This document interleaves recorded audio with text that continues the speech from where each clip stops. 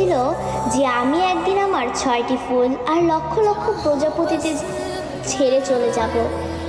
এমন একটা দিন আসবে যেদিন আর্মিদের মাঝে সকালে ঘুম থেকে উঠে আর্মিরা ফোন হাতে নিয়ে মনে পড়বে যে আজ বিটিএস এর লাস্ট কনসার্ট বা আজ তাদের ডিসব্যান্ড হওয়ার দিন।